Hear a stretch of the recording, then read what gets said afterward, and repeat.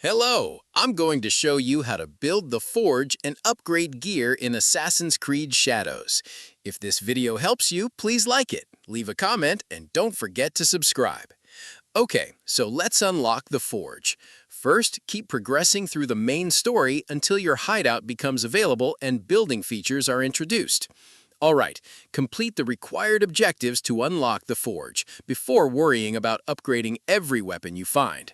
Now, once the forge is built, interact with it to improve your favorite weapons and armor instead of spending resources on gear you'll replace soon. Focus on equipment that matches the character and playstyle you use the most. As you collect more crafting materials through exploration and missions, return to the forge regularly to keep your equipment competitive.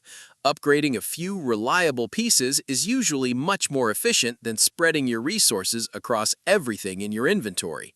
And that's how you build the forge and upgrade gear in Assassin's Creed Shadows.